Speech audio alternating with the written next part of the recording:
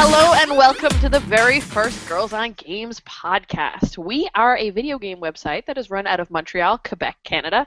So I apologize in advance if we flip between two languages, but it's kind of the way of the world here. So if it happens, just bear with us.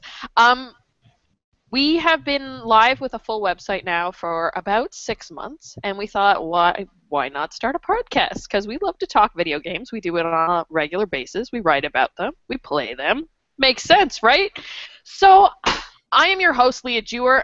I would like to introduce you to the team of people, and going around, we have first Catherine Smith-Debian. Hello, I co-created Girls on Games with Leah, and today we have a full team. I am originally from Ottawa. I live here in Montreal now, and I'm a web designer and an all-out gamer. And next we have Allie. Allie, you want to introduce yourself?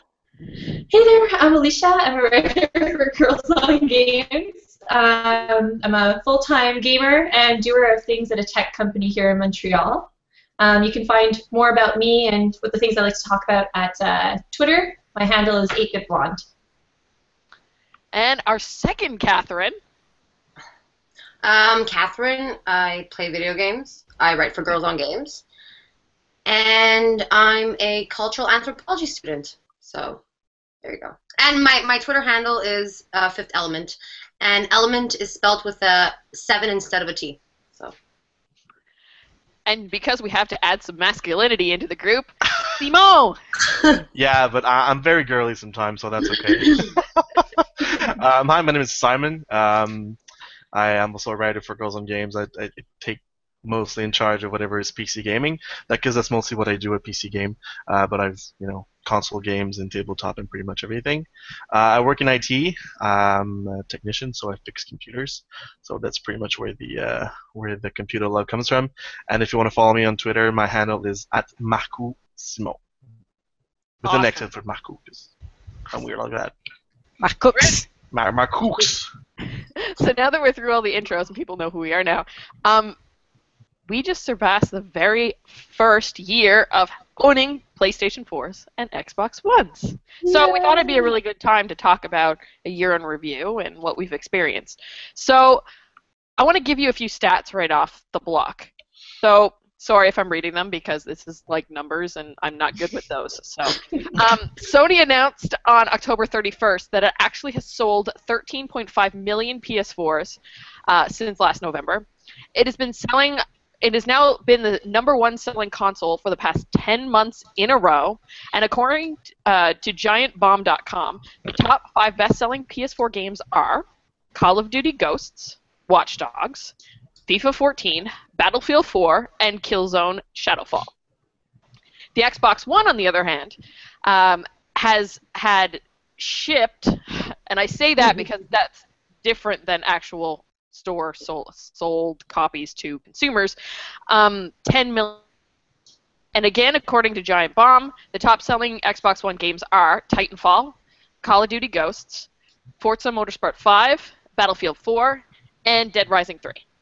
So, now, while not all of us own both consoles, some of us do, some of us don't, I want to ask you folks what you consider have been the biggest successes of the Xbox One and the PS4 to date. I'm going to roll to Catherine Smith-Debian first. She and I we own all the consoles. So, Kat, where do you stand right now? What do you think have been the successes of the PS4 and the Xbox One? I think their biggest success is integration of online services like Twitch and YouTube, the game DVR, the share button on the PS4 that you can take a screenshot and you can tweet it and you can Facebook it and then you can broadcast directly from the console. It might be a bit bad news for people that made the capture card, but at the same time it made that community even wider, so that I spent $500 on a console. I don't have to spend more money on a capture card. I can do everything from my PS4 and my Xbox One. And the Xbox One with the Kinect that has the camera and the mic. So if you don't have a laptop with a headset mic, you can Skype from your Xbox One. So if your laptop dies, you can still talk to your parents that are out of town. I think this whole communication and integration that they did with the next-gen consoles are big step up. Very cool, very cool. Simone, you have a PS4. I do. What have you been liking so much about it this far? Well, when it wasn't broken, Oh yeah, it's just currently in for repair right now. yeah, it's yeah, for the disc kept ejecting, whatever. Honestly, I'm not a big console gamer. I own it because I at least want to have one console and see what it's like. Um, I think what I like the most, like Catherine said, was the integration of the social aspect of it. It's very easy to say little clips and whatnot that you can upload to YouTube and upload to Facebook so you can share with friends. It's really interesting, and also technology-wise, it's really an interesting machine. I mean, it's pretty powerful for what it is, and I'm excited to see in the future when game developers are actually able to take on the full power of the console as opposed to now, because they're still making games for both consoles, kinda. I think one good example of that is GTA 5, which is just released on PS4, which looks amazing. Looks really good. There's a big difference between the old gen and now current gen consoles that's going on. But one point that I'm disappointed about, and I guess that's more of the game developers' fault, is the fact that we're still having this argument over 1080p, 60 FPS, 30 FPS, that kind of stuff. You have console games right now that are able to, that are as strong as a modern computer that should easily be able to run those kind of games at this kind of resolution, but for some reason they're just not able to get to there. So to me that's kind of annoying, especially if you have a big TV and like a 60 hertz TV and a big sound system, and you expect your game to be able to run at that kind of performance. But other than that, I mean, the games are fun, the ones that are out. Mhm. That's another thing, not a lot of games out, but I mostly play NHL and sports games, and I've been having a blast playing them on the console, so it's really good for that. Allie, you've got an Xbox One. What do you think of it so far? So far, so good. I was a little bit late to the party. I didn't buy the console on launch for the obvious reasons. I think a lot of people held back. I'm happy with it now, though, and I think it goes back to what Catherine was saying, is the new gen, it really is an all-in-one for pretty much everything. And, I love streaming, whether it's me on Twitch or watching Netflix. It's something that I do on a daily basis, and it's all right there in my living room. And that's really what I'm using it for right now. Is it's not really so much the games Yeah. on a daily basis as it is the hardware itself, and it's something I've really, really, really enjoyed having. Well, I think that's how Microsoft sold it at first. That they wanted to sell it as a like a home media entertainment system more than a We got a gaming lot of console. flack from that from us gamers. Exactly. Yeah. Well, I mean, because it made sense that they did get a lot of flack because people are expecting a next gen console, and what they got was a glorified DVR pretty much. But Yeah, yeah. but it's working for them now, and now especially since the game release schedule is picking up, that's changing, obviously. Yeah. And that's nice to see. But as a whole, I'm really enjoying it as a console, and I'm really enjoying more the what's to come. Hmm. Like what's going to be released is what I'm really looking forward to. Now, Kat A, you reviewed Halo, the Master Chief Collection Mhm. for us. So that being able to see the power of the Xbox One versus all these old games and how they've remastered them, has it really changed how you felt about the Xbox One prior to playing the game? Look, right now I'm exclusively like a console gamer, or a handheld gamer. I don't own a gaming computer, and I don't own the PS4. But as for the Xbox One, in seeing, like you said, in seeing how it runs, Halo 2 Remastered and Halo 1 and Halo 3, and so on and so forth, it's incredible. For the actual campaign, though, as we know, the multiplayer is incredibly problematic. It's shitty right now, and it hasn't been fixed. But What's the problem with the multiplayer? it just doesn't work. Oh. I Their sit in servers the are busted. lobby for about, mind you, okay, I'm going to admit something, because of everything that's been happening in my life, I haven't really been playing, I haven't touched my Xbox in about, I'd say, a good week and a half. But last time I played it, and I've read online that it hasn't really changed, it would take about 15 to 20 minutes to actually get into a matchmaking lobby. Wow. Furthermore, it took about another 20 minutes to connect to a game. And once you were in the game, it was never an equal game. So there was never 4 players versus 4 players. It was always like 2 versus 4.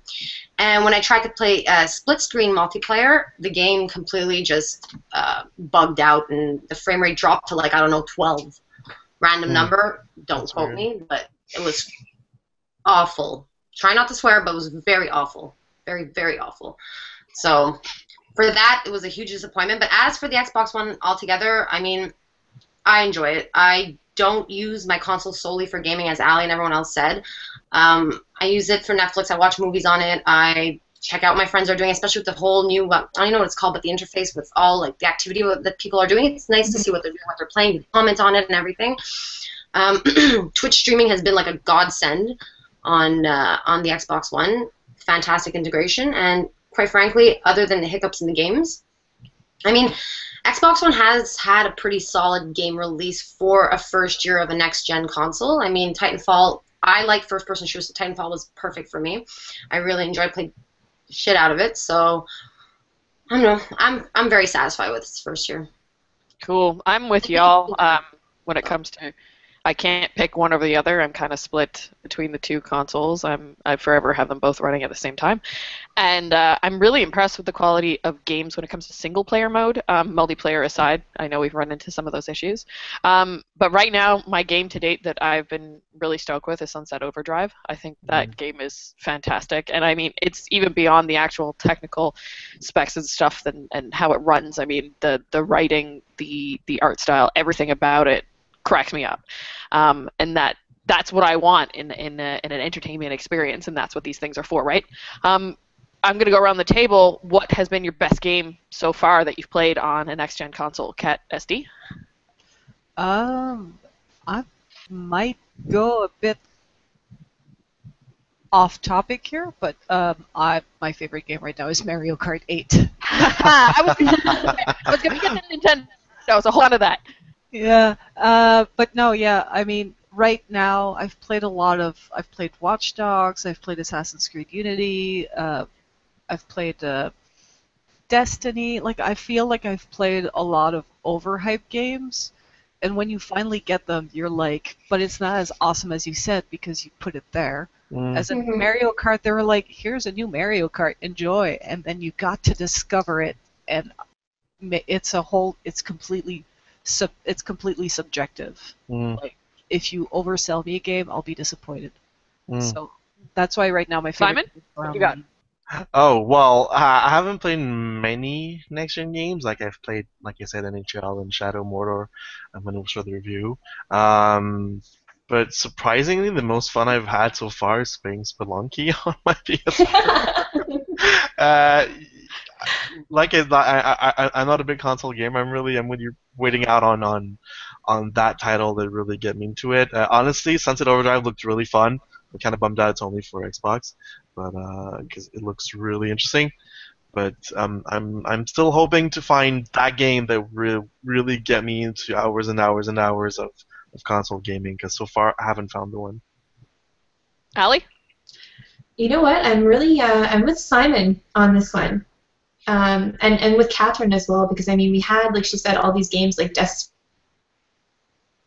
Whoop. I think Ali stalled out. Technical difficulties. Did I? Yep. Yeah. Try again. Sorry. Okay, I'm with Simon and Catherine on this one. There hasn't really been a console game for this gen, other than one that I'm going to get to, that has really caught my attention. And I think it is to the fact that all these AAA games are getting hyped to the moon and back, and they're really, really, really falling short of people's expectations, or at least mine. So far for this, for the Xbox One, I think my favorite release has been Child of Light. Which is something that I sunk a lot of time into and something that I really enjoyed, and I felt I got a whole experience rather than just bits and pieces. And I didn't feel like I needed more right off the bat.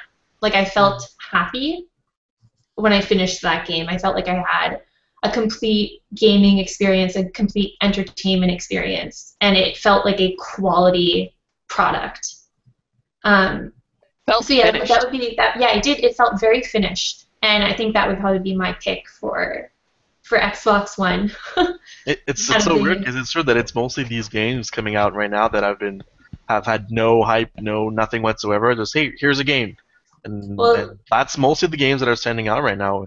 Even in in best video games because it's the end of the year, so we're starting mhm. to see the video game award coming out, and it's often like you mentioned Child of Light, which I think is also a game that a lot of game reviewers loved and enjoyed, and it really came out of nowhere from Ubisoft, and it I think from what we can see, it received better reviews and more positive reaction than the latest Assassin's Creed. So Yeah, it's something that probably. Ubisoft needs to think about, and not only Yeah. Ubisoft but all the game developers. It's something to watch. Kade? I was gonna say Child of Light. That was actually the only game I've played on Xbox One that I've completed per achievements there, like completed completely. Other than that, look, I'm like queen of like jumping on the hype train. I've and I like most of the games anyways. Like Thief, I adored it. I still like I'm not even finished it yet, and it's a big game, and I really enjoyed it. And that was one of the worst received games of the year, practically. What is it about it Um, that you liked? I like stealth. I like sneaking around. I like stealing shit from people. I don't know. I like the different ways you can approach stuff. So for me, it's a fun experience. I mean, okay, the lines are cheesy.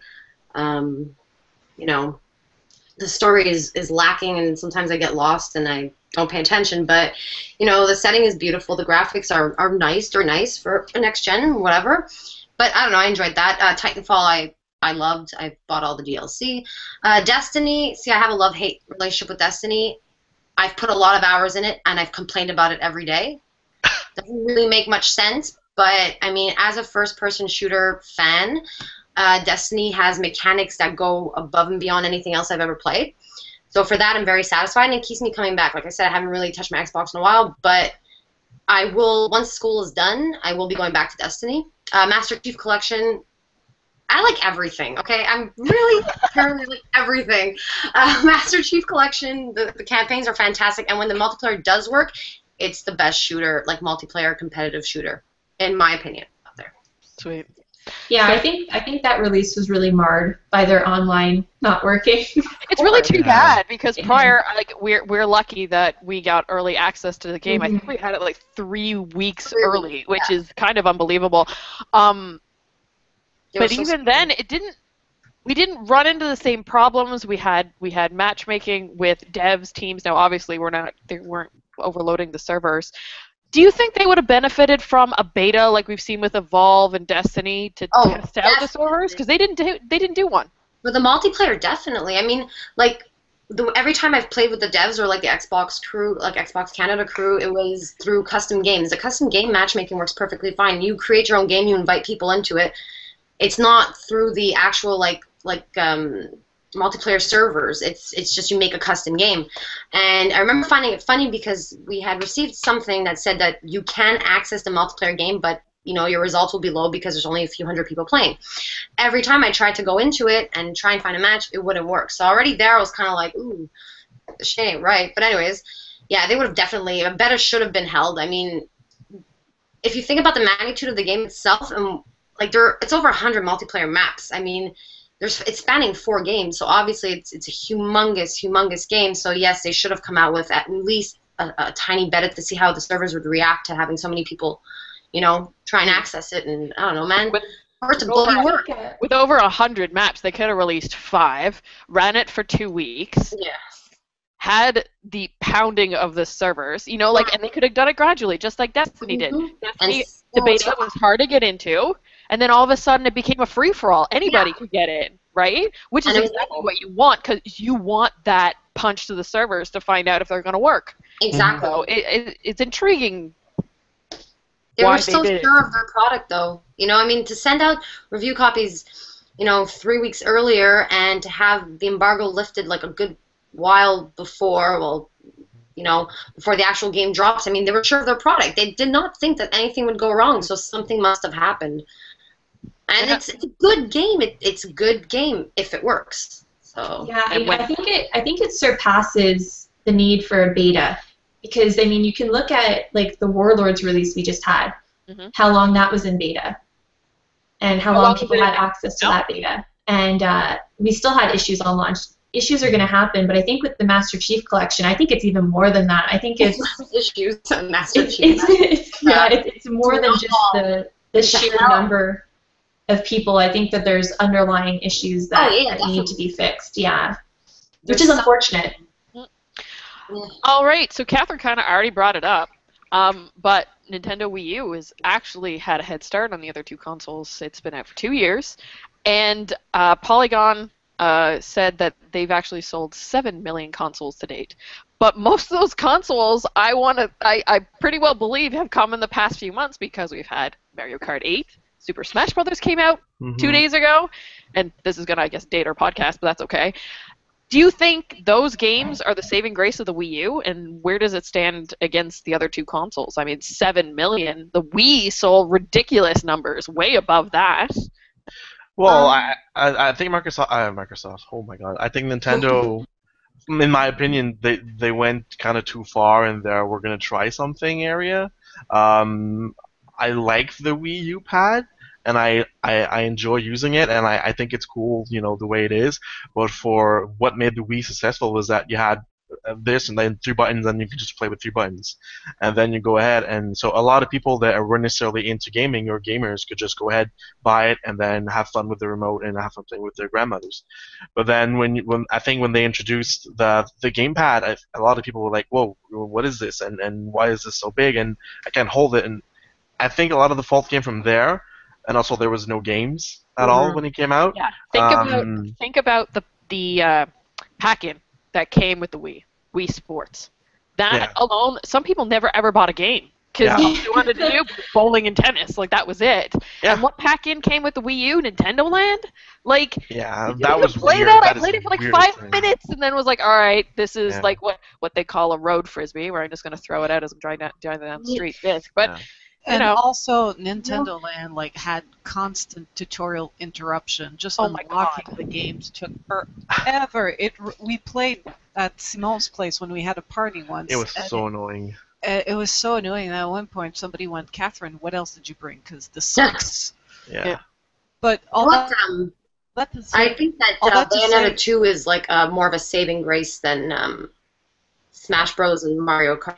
I mean, those games, Smash Bros. Well, correct me if I'm wrong, but I mean, the last time I played a Smash Bros. Game was on N64. So, and then Mario Kart comes out, every time. It's Mario Kart 8, is it? Yeah. Okay, that's it. I think more of their expansions and different, having Bayonetta 2, I think that's more of a saving grace game because of the fact that it kind of branches out away from the whole Nintendo niche games type thing.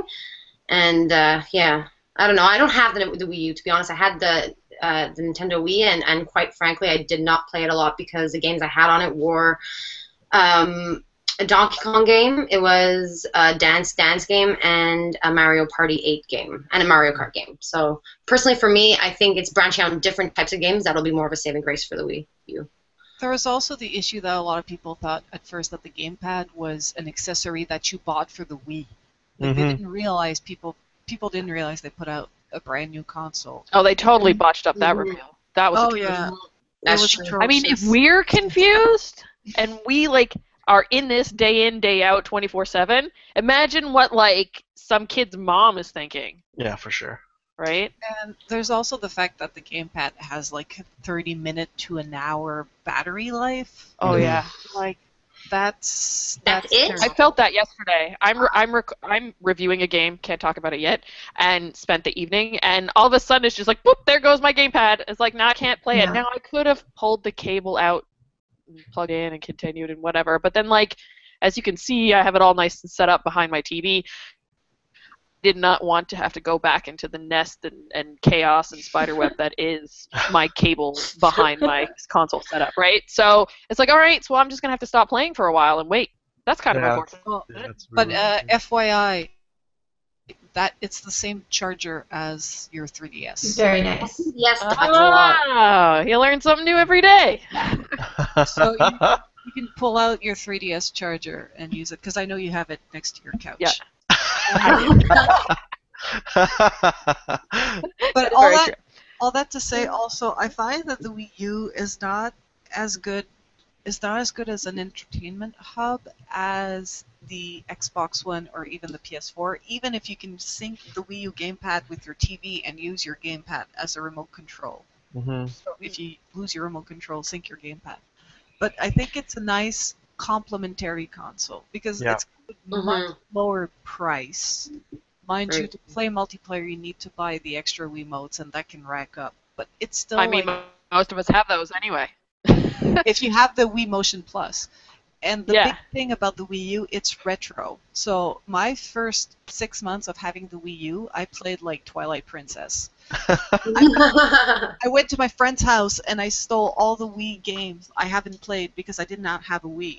Mm. So I think the Wii U is not as in... It is in a league of its own because Nintendo is in a league of its own. Yeah. I agree 100%. And Nintendo Question. can't have Call of Duty, so they might as well have 10 Mario Karts. I have a question. Catherine, SD, and I both own Wii U's. Who else own Wii U's right now? I do. You do, Simo? Yeah. The other two ladies? I played mostly Zelda, the Wind Waker HD, Yeah. and I played the Mario 3D Land, which was great. And I think that's what Nintendo needs. They need a new Zelda that's coming out soon. Well, soon, 2015. And I'll be very honest. I think they need to do a 3D Mario, a real 3D Mario, a la 64, a la. Not the 3D World one? No, well, 3D World is kind of it's still a side scroller. Yeah. So, in my opinion, they need to do a Galaxy-ish game for the Wii U. I think that's what they need to do. Even heck, redo Galaxy 3 for the Wii U or whatever. Yeah. And I think that will work. That's what they need. They need a Zelda. Yeah, They need a new 3D Mario. That's what Kat they and need. Allie, would you consider purchasing a Wii U now, or would you wait for that, software? I've actually thought about buying a Wii U quite a bit, probably around the holidays. Mhm. The Wii U is the next console I would buy before the PS4. Mm. 110%. Now you have a Um, 3DS. I have a 3DS. I'm a really big Nintendo fan. I didn't jump on the Wii U initially because the game pool was so small. Mm. But it is something I want to invest in the future. And like going off of what Catherine said, I've never put any Nintendo console on the same in the same league as Xbox and PlayStation. It's just, to me, they're their own entity, and they have this entire crowd that has followed them throughout so many years and throughout so many different titles, and they have their niche, and they dominate that niche very, very, very well. And I don't think that there's ever going to be really a concern for Nintendo failing, whether it's them going whole hog on. Nope. Oh, We lost Allie. Yeah. Poor Allie. Am I Yeah. back? Yeah, you're back. yeah, we You What was the ended up last thing you whole heard? hog. Yeah, whether it's them and you're gone again. Poor girl. They don't want to say that word. or focusing on the handhelds. Am I back? Yeah. Okay. For now. Or focusing on the handheld portion of their repertoire, I think they're gonna always be a constant, and I think it is their popular titles like Mario Kart and Smash Bros. And Legend of Zelda that's gonna keep them there. Mm-hmm. It is. And also, it's important to note that Nintendo has a very big cash flow and has a lot of cash saved. Yeah. So the Wii U and the 3DS made them a ton of money. They didn't go on a spending spree. They kept it. So Nintendo can always afford to have a failed console. Mm-hmm. Yeah, it's true. Yeah. They make It's so only 2 much money years. out of the handhelds. The DSs make so much money. They Yeah. sell so much of those consoles And that it's. I'm sorry, but the Amiibos, they will make a fortune on that. Yeah, Oh my probably. goodness, yes. They need Will they ever? 3 or 5 more games that Yeah. support the Amiibos. Yeah. And they just need to make sure that every key character is an Amiibo figure. Mm-hmm. And The speed that they're going at the Amiibos with right now, they already have another set lined up for, I think, February. There's 2 more Another- sets that have been announced. We have Yeah. a set now. There's one that's coming in February, and then something else that's coming in March. Yeah. There's so many. And I know people who don't own a Wii U and they're just buying the figures because they love the characters. Yeah. They're awesome figures. They're some of the best little figurines for your desk that I've seen in a I long saw time. Mario one where he's like chugging a fireball. It's like, oh my god, that is so cool. I want Yeah, it. the It's like so awesome. transparent fireball. Like it's Yeah, well done. it's so sick. No, and they're making sure that it'll be a good value eventually. Mm-hmm. Because it's $15, you get the most detailed, the most beautiful Nintendo figure you can buy. And then as you buy games for your Wii U and your 3DS, and if you get the new 3DS that has the Amiibo support, that $15, like every time you get a new game, you just grab your Mario and you just boop, and you'll get something out of it. So Mm-hmm. it's a little tiny gold mine. People don't Mhm. see it now, but like in the long run, and especially in a market like Japan, forget it. Mm. They'll make their money. Well, with all this said, it's very, very obvious that console gaming is not dead, which No. everybody was like ranting and raving about for a little while before all the consoles came out. I mean, we're in one of the best console runs yet for sales. But here's the question: what do you expect to see next, and what do you want to see next? I mean, games, services. What do you think, Kade? What do I expect to see next in terms of services? HBO Canada, HBO Go. I want that immediately. As for games, more games, obviously. More smooth releases of games, more exclusives, less delays in exclusives. Do you mind a delay though if it's gonna make a game not broken on launch? Depends. I mean, depends the length of delay. Don't set a date or just say first quarter 2015 or whatever. Don't set a month. That kind of pisses me off. I really want a Fallout 4 and another Elder Scroll. Like, I need those games, so that's why I'm praying for it to come out. Well, Skyrim just came out not that long I ago. don't care. Work on it. Bethesda, work on it. Another Dishonored 2. Anyways, I have a shit ton of shit I'm waiting for. But as for services on console, I'm pretty well satisfied.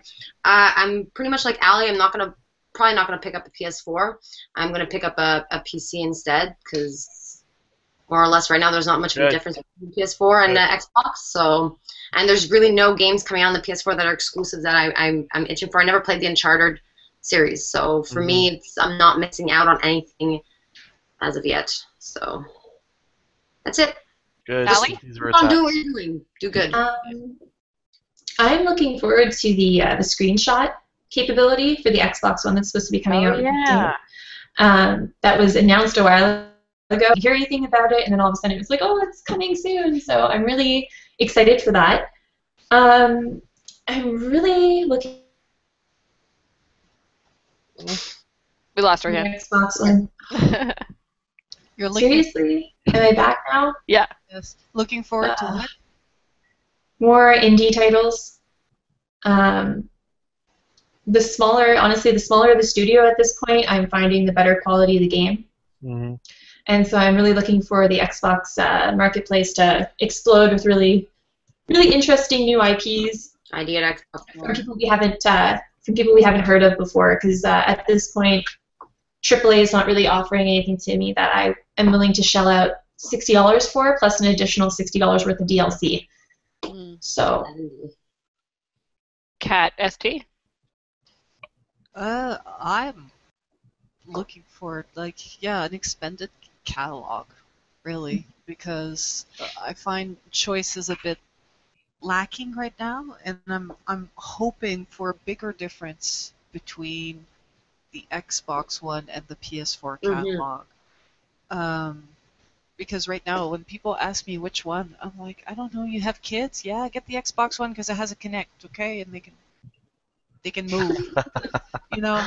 Or it's like the PS4 right now. Like I haven't touched it in forever because it turns out that like when we receive games, sometimes they're on PS4, sometimes they're on Xbox One. Right now, we're getting a lot of Xbox games, so I haven't touched my PS4 in forever, and I don't have a reason to.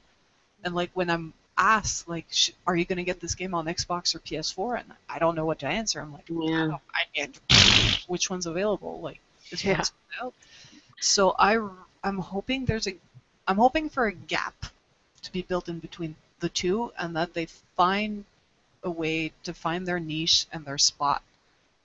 Because I was a PlayStation girl because I played JRPGs, but nowadays, like, it doesn't really matter. Mhm. Especially with handhelds for certain like niche gaming, they've really stepped up their game. So, Simon? I'm still waiting on a real next-gen title. I guess I was really excited about Watch Dogs because what we had seen at E3 was incredible, and I think was really I thought it was going to be the first real next-gen title, and then console limitations and that kind of stuff really kind of messed it up. But I'm waiting for a truly only next-gen game that will that won't be restricted by I think probably PS4 also, because the PS4 is just that tiny bit faster and stronger than the Xbox. So and I guess no million DLCs, no all that crap. I guess like Catherine said, a Skyrim game-ish that just comes out and just blows your mind, and it's just like, wow, okay, this is a next-gen game, and this is something that I will put many, many, many hours into because it's simply really fun and amazing. And I guess one thing that I'm hoping that's probably never going to happen, but I guess not mods, but kind of a workshop that Steam has for PS4. That would be something that would be super cool, that you can have your game and then people can create content for it, and then they'll upload it, you can put it in your game, and then that could be something that would be really amazing for consoles. And I think that right now the consoles are so up to par with computers that it would be totally doable in my opinion right now. Well, a lot like Little Big Planet has, Little Big Planet 2 and Little Exactly, Big Planet yeah. 3, Exactly, that people Project can make their own Spark. worlds and I guess I don't know. Like as Ali was saying before about it being like she's more excited for indie titles, or like what you're saying, like for Steam. I guess because I'm getting a PC game, like a PC computer soon.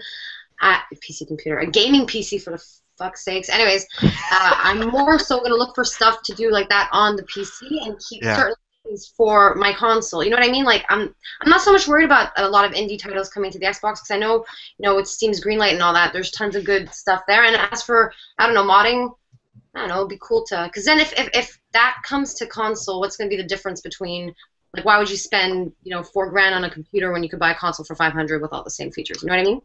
Yeah. Well, I did a nice article that shows you that for the price of a console, you can buy a pretty decent computer. I know, and I'm probably using that to buy my computer. No, what I mean, I don't want to get into that debate, computer console, because there's just so many things. But yes, I see your point, but there are so many other things that you can get with a computer that you just don't get with the console. But I think the modding question on consoles, Simon, like what you're saying about like adding a workshop to certain games, like Steam has, I think it's a really nice idea, and it's certainly doable at this point in time. But I think Sony and Microsoft are they have such a tight grip on the Xbox and the PS4 and the content that goes on to them that I don't think that's something that they'll ever let people do. I mean, if you look at games like Little Big Planet and Project Spark, those are made specifically so you build your content from the ground up, right? But the idea of having sort of a Torchlight 2 workshop style thing for a console game, I don't think we'll ever get there, unfortunately. I'm still waiting for my Mac version of Torchlight 2. Just saying. Well, I mean, you're gaming on a Mac, so your problem's kind of there, We won't even go there. It's funny though. It's funny though, because my two favorite games that I've played so far in the past year have been Sunset Overdrive, Xbox One exclusive, and Infamous Second Son, PS4 exclusive.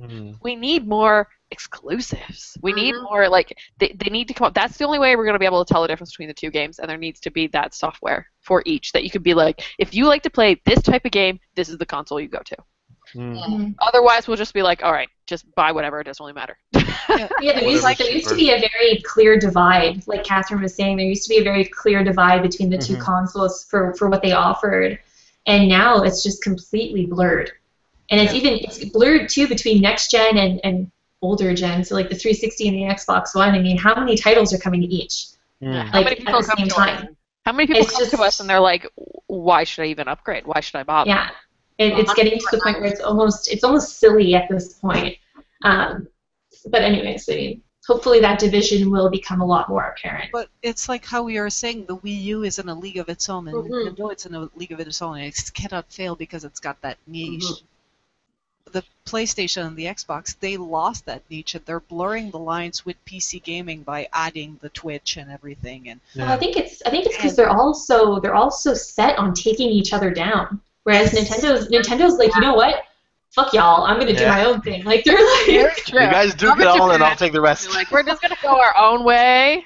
and it's like you need to realize that there is enough money for everybody. Gamers are gonna buy what they want, they're gonna buy what they like, and you will make your money if you have a good strategy. yeah, and you know, like we're getting all these like clever, I say that very in air quotes, clever social subtle social media digs at one another between Sony and Microsoft, and it's getting to a point where it's like, okay, well, I don't want to give money to either of you guys now. Yeah. Because it's the same thing. They've been really nice to each other. Like when the Xbox One came out, PlayStation said congrats. When the PlayStation 4 came out, Xbox said congrats. Like, but I don't know if that's just political speak, so that they all seem like assholes, right? So Yeah. But you also have to think that like this is Microsoft and Sony. Like even if their consoles fails or there's a console that's better than the other, they're still mega companies that have a very diversified And that's portfolio. I mean, if the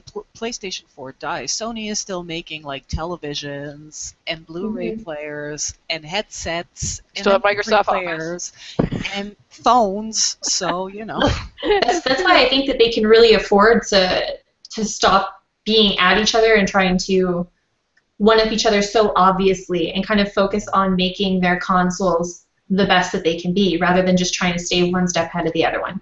Yep. It's constant. They're so neck and neck at this point that one of them needs to take the step and be like, well, you know what? We want to stand out, so we're going to take this step to the left and stand in the spotlight for a little bit. But it hasn't gotten to that point yet. Yeah. all right. Well, I guess we can move on to topic 2, which actually has to do with all this, and we've kind of covered it a little bit so far. The past month we've had Assassin's Creed Unity come out, Master Chief Collection come out, Far Cry come out, and Destiny come out. Holy cow, why can't people put out a game that freaking works when you first get it? Like, honestly. So, do you think the big game companies are really, like, not thinking about the performance of their game when they go to launch it? Are they releasing too soon? Are they trying to annualize their games too much? How can they fix this? Because like 5 games have come out and they've been broken. What can they do? Where do they go? And who has time to play these 5 games all at once when they all come out in November? Really funny, because an article came out that I was reading, I believe it was on Polygon, saying, thank you, Ubisoft, but because Assassin's Creed Unity is broken, I can go play Dragon Age. Yeah. Which is a really sad thing, that the fact that their game is broken is making someone choosing for them, But and if you pay, we're lucky. Okay, we're lucky. We get games from the companies, we can play them, we don't have to spend the money on them. $70 is a lot of money for some poor individual to go out and buy a game, get home, and the thing is freaking broken. So, is it more betas? Is it delaying games? Is it the hype? How do they move forward in order to make games that are not busted when they hit release? Don't rush them. Don't rush your games. Yeah, I honestly think they need to all calm down a little bit. Should we not have an annualized Assassin's Creed Unity? We really shouldn't. Rogue came out. We didn't even get a review copy of Rogue. And Rogue is the better game. Okay? So, for the longest time, I thought Rogue was a mobile game.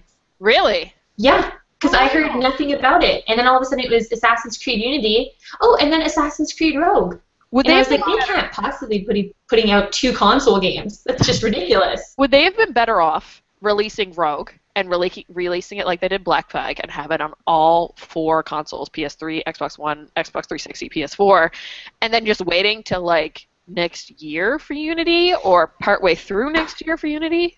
I should have never made games, 2 console games in this like one period of time. Like it's pretty crazy. But then again, I find that Assassin's Creed just keeps coming out all the time, and they bang them out pretty quickly. So I think it goes back to what Simone was saying before, to like take your time in releasing them, or like they're releasing them too fast. I mean, Okay, so that's the there's not a lot of time gone into them or something. That's the Assassin's Creed problem, but how about these other games? Destiny is Well, Destiny is not ever made. Destiny wasn't broken when it was first released. Destiny, its true problem was that it was so hyped. I mean, it's an MMORPG, fucking, you know, it has like all the accolades of everything that's good in video games, and then it comes out, and then you're like, whoa, not But it's that half much. a game. Like seriously, the fact that I review games, I have so many games to play, and I actually finish story mode, like that shouldn't happen. I haven't touched it since. There's only half a game there. Yeah. Oh, for Is that but part see, of it depends on how you see it. I wouldn't say there's half a game, because if you go into the actual games, like, okay, if you're talking about pure storyline, it's short. But then you have the side stories, you have the farming, you have, I mean, there is a game there. Like, I would never call Destiny half a game, and trust me, I don't know, I think I have about 90 to 100 hours in it as of now. And, like, there's a lot to do, but there are its flaws. I mean, there's no storyline, so half the shit you're just doing because you like to grind, or you like, I don't know, you like looking for stuff. I like looking for stuff, so I go and do that in Destiny. It wasn't what it was advertised, though. No. That's it. It was That's the thing. Like people were thinking. When Destiny was released and everyone got aboard the hype train, and it was like this one-way track, and it was just going like full speed ahead. People were expecting like World of Warcraft in space. Oh my god! Expecting Halo RPG. It was just it's this full MMO experience, and I have played MMOs and I have played JRPGs and RPGs consistently throughout my life, and I've sunk hours that I'm embarrassed to talk about into these games. But Destiny didn't have that, and it was just, I think, how many years of hype before the game came out? A lot. And Between E3 and the booth that they had in 2015 was ridiculous. And then we got it, and it was just it had kind of like the partial skeleton of what it promised, but some of the bones and the skin were missing. Well, I mean, Watch Dogs had the same issue. They promised something and advertised something that was supposed to be above and beyond what they delivered. Not say it's a bad game. I finished that one too. I really enjoyed Watch Dogs, but it wasn't exactly what they had advertised. And the fact that I've come to be okay with the fact that what they advertise is not what I'm going to get is kind of bad. Yeah. It is, and I understand that game companies, like, not everybody has the luxury of being Nintendo and just having billions of dollars hidden somewhere, and you need to come out with releases to make your money. But maybe there's something to be said with the Child of Light model, where you release maybe you release 1 or 2 AAA per year, one in November, one in the spring, and in between then you let people do their project, their indie-like artistic project. So I would enjoy more of the Valiant Hearts and the Child of Lights, and maybe one Assassin's Creed every 90 year and a half instead of every year. And then I'm like, but you still haven't made a game as good as Brotherhood.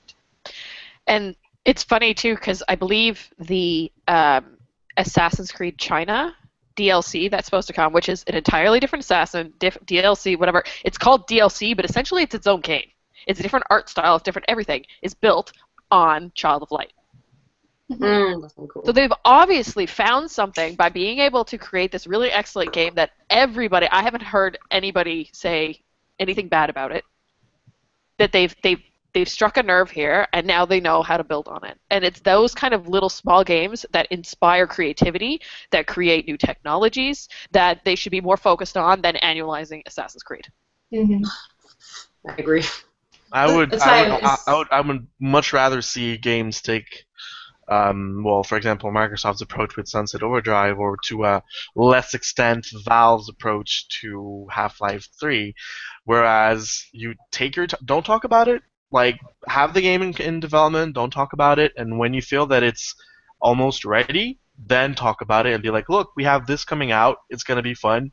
Look at it, and then it's gonna hype itself. If the game is good, if people are enjoying it, it's gonna hype itself, and it's gonna sell copies more than a game that you release every year that people know and expect that it's gonna come out, and then it's gonna be buggy and it's gonna be.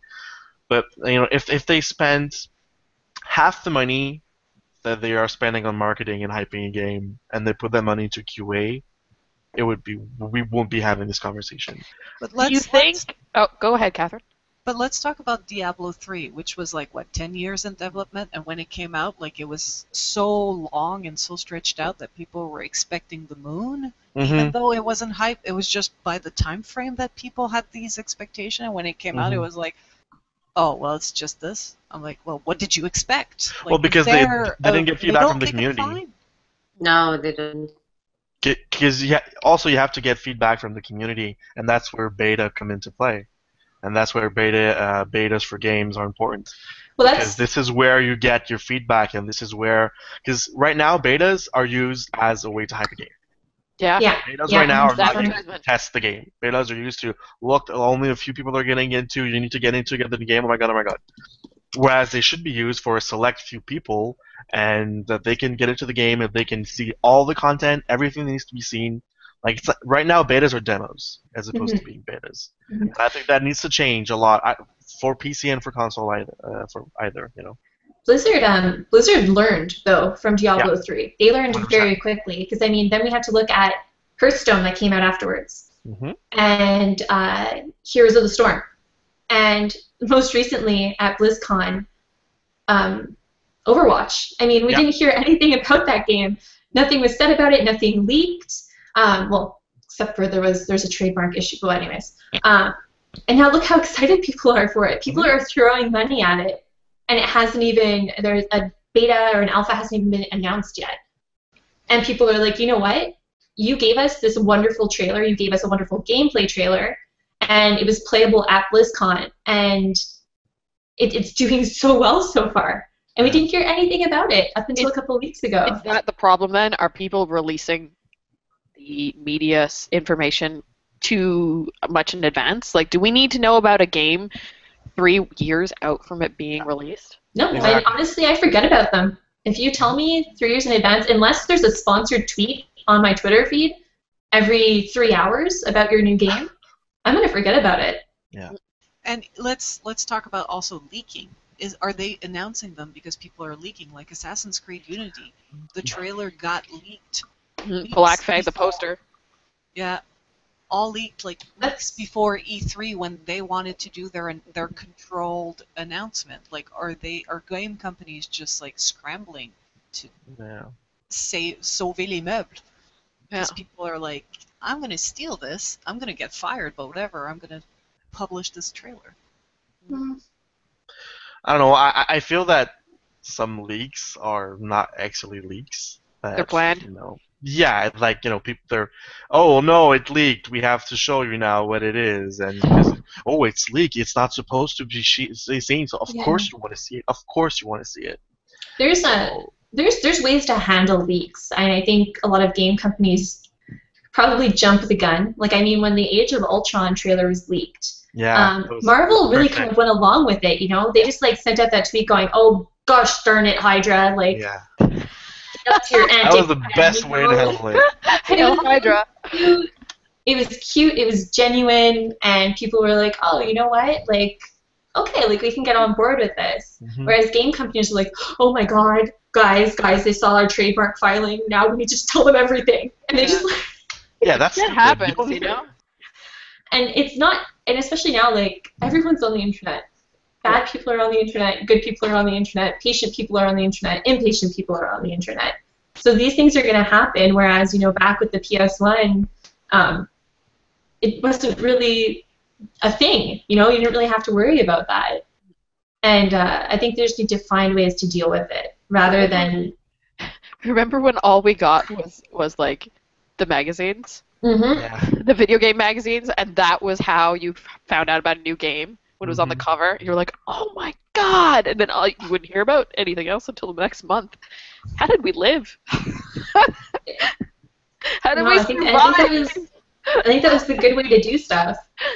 And Oh, also, my. I don't know if you noticed, but I used to finish more games because I didn't know about all the other games. So Yeah. I was like, Mm, I'm going to stop playing this game because I'm too excited about the next one. yeah. All right, well, that was awesome. Cat had to run out, but it's almost holiday season, and there's a little less game releases during that time, which is good for us because we can actually finish them. So I want to know what you guys are planning on playing over the holidays. Cat SD. Oh, I have a long list. I want to finish Zelda Wind Waker HD because Mm-hmm. I didn't play the original. And I want to finish Assassin's Creed Unity because I'm a huge Assassin's Creed fan. So Ubisoft, you can do no wrong to me for Assassin's Creed. But I really want to finish it. So even if it's terrible, like even Revelation, it was terrible, but I finished it. Even with all the frame rate issues, you're still gonna make it through. Yeah, I'm gonna make it through. And I want to play the crap out of the Mario Kart 8 DLC. I want to kick my boyfriend's ass repeatedly. And I have the new Pokemon games that I'm going to play a bit. That's going to be my biggest game during the core of like Christmas when I'm going to be away. Mm-hmm. So I'm going to have my DS and Pokemon, and I'm going to level a Pikachu. Just one. Yes. Just a Even if single there's no Pikachu. Pikachu in the game, I always say I level a Pikachu. And I lose my shit when I find the Pikachu. Yes. Simon, what games you be gaming over the holidays? Oh, I'm gonna be playing an unhealthy amount of World of Warcraft. Okay. Uh, probably also a lot of, NHL, Counter-Strike, that kind of stuff. I guess I'm so disappointed right now with all the new games coming out that I just hang out with my classics and hang out with the games that I like and that I enjoy and that I like to play. So it's I don't know. It's tough. We'll see. We'll see what I receive for Christmas. Allie? I don't know. I'm actually going to be doing a lot of way backlog game-wise. back. Yeah, like Simon, I'm a little bit underwhelmed by the stuff available on Xbox One at the moment.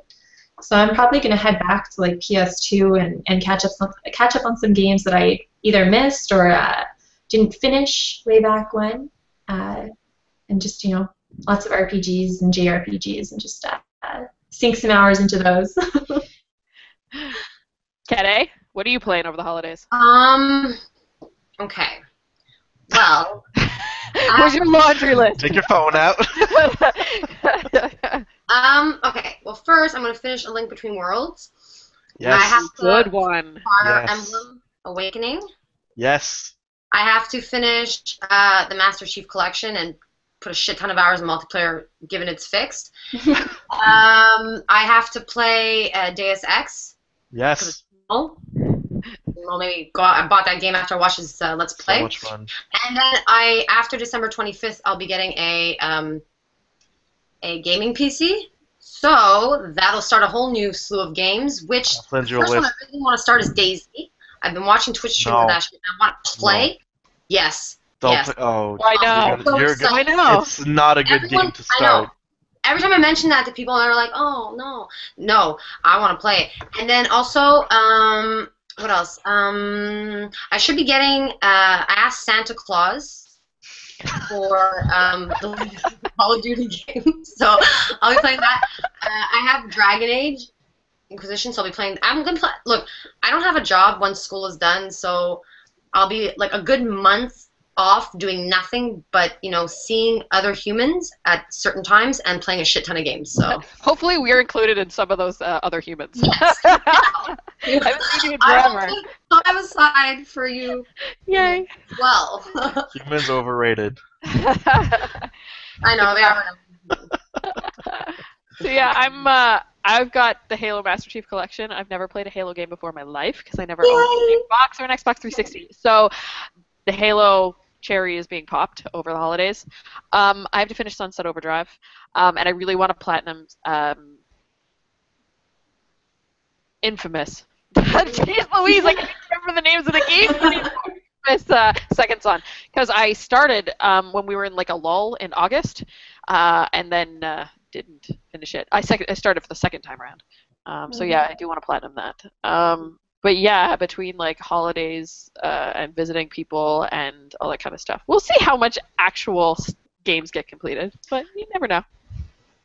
Uh, So Awesome. yeah, I think that's it for us, guys. That was a pretty awesome first podcast. We have lots to talk about all the time when it comes to video games. Thank you all very much for joining. Thank you. Thanks. Thank you, Thank listeners, you. for listening. And I guess, wait, hold up now. I had something else I wanted to discuss. Since we're in Montreal and we really do like focusing on the Montreal gaming community, we have an events section of our website where we like to put up gaming events that are happening around the city, geek culture events that are happening around the city. And I wanted to name two, I guess you could call it two, that are happening in the month of December. Comic-Con, Montreal Comic-Con is doing a mini Comic-Con, which is on December 7th. All the details are on girlsongames.ca.